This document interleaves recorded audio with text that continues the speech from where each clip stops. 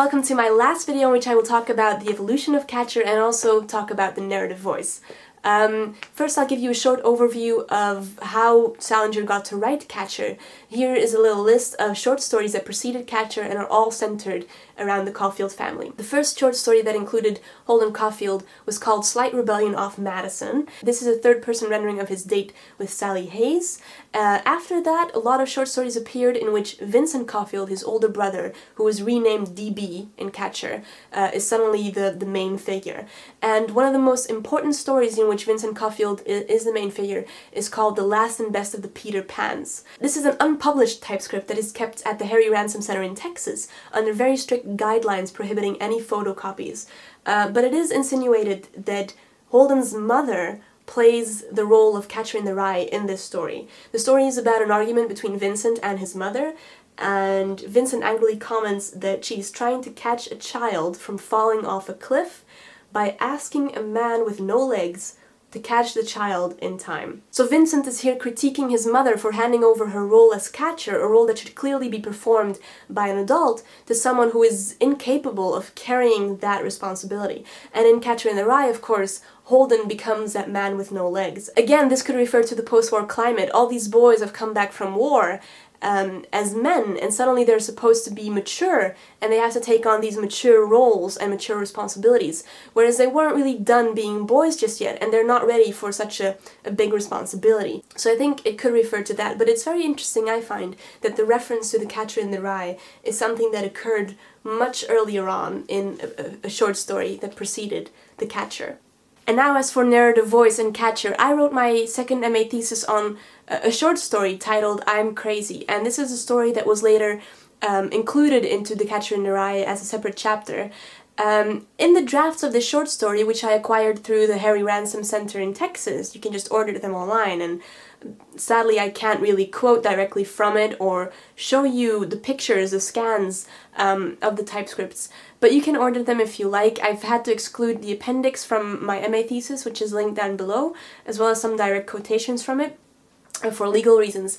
But in the drafts of I'm Crazy, you can clearly see that Salinger used a third-person narrator at first, which he then switched to a first-person narrator. And this shift in voice is a very significant one that you can only find in the drafts of the short story, because when the short story was published, the first-person narrator was already introduced. This shift in narrative voice likely has to do with inserting the possibility of more identification for the reader, as well as undoing the sort of omniscient, all-knowing entity, which is something you get with a third-person narrator. So doing away with all that gives you a more personal account of the story. You get it from a first-person narrator who is clearly involved in the story that he's telling, and you also create the possibility of introducing unreliability into the story, which is a very important characteristic of the main character, Holden Caulfield. He's a very unreliable character, and he admits to this quite literally sometimes. For example, he admits to lying. In my copy, it's on page 14. He says, "I'm the most terrific liar you ever saw in your life." So he lies about absolutely everything, and we see this regularly in the novel. And we also find this unreliability more indirectly, of course, in the fact that he is a very confused teenager. He's currently in a mental hospital or a rest home. He suffered from a nervous breakdown. He got expelled from several schools already, and he's very irresponsible, which he admits to. So as a reader, of course, you get very suspicious, and you get the sense that you shouldn't really be trusting this main character, but still we do, or at least in my case, I did. And the reasons for that, or for me at least, lie again in that scaz narration. It's a very specific type of narration. There's no descriptive writing, it's very blunt, it's very direct, and Holden uses a lot of intensifiers and expressions to emphasize when he is telling the truth. He uses phrases like "I really am," or "to tell you the truth," or "if you want to know the truth." When he's lying, he usually admits to lying, and that sort of gives off the impression that the other times when he doesn't do that, he must be telling the truth. So it's very interesting for me to see that this story started out with a third-person narrator, and it evolved along the way. And in the end, even Salinger couldn't really separate this first-person narrative from the story. When he was asked by a producer, I believe, if he would ever sell the rights to the book to make it into a film, he also replied that For me, the weight of the book is in the narrator's voice, the non-stop peculiarities of it, his personal, extremely discriminating attitude to his reader-listener, his asides about gasoline rainbows in street puddles, his philosophy or way of looking at cowhide suitcases and empty toothpaste cartons, in a word, his thoughts. He can't legitimately be separated from his own first-person technique. So this is something that Salinger himself said about his own novel. And I think that's a very interesting quote, if you keep in mind that he did start out with a third-person narrator, and you could see in the drafts that he struggled quite a bit with finding the right phrasings for that kind of narrative. Another problem with this shift in voice, which could have contributed to the banning of the book in high schools and some states, is the fact that a third-person narrator always offers some kind of moral guidance and direction, which a first-person narrator doesn't. Usually, a third-person narrator can offer some critique or help correct some of the behavior and attitudes of a main character, which of course a first-person narrator never does. But I believe that it is this lack of moral guidance that is also a very important feature in the novel, and it's very clear that Holden, as main character, is searching for that guidance and searching for some direction. So I think the shift in voice is a very interesting phenomenon. I'm really happy that I found something like that in the drafts of I'm Crazy, and it's a very important shift, I think. It's a very important turn that Salinger made here.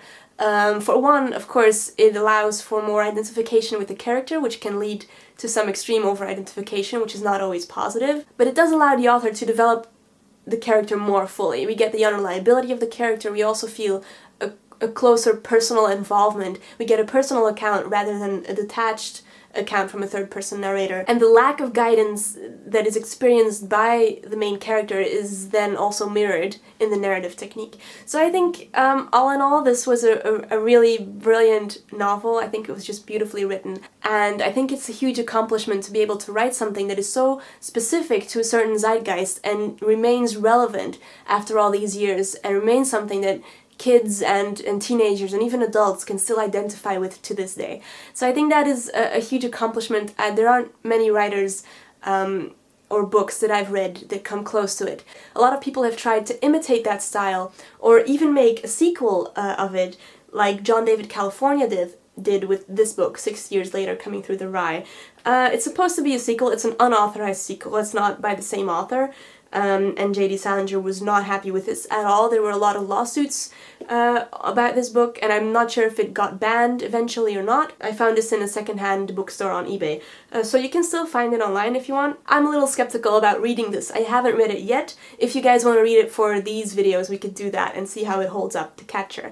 I'm scared that it won't hold up at all. For the next book video, which I think we'll do maybe next month, I wanted to maybe discuss Philip Roth's Goodbye Columbus.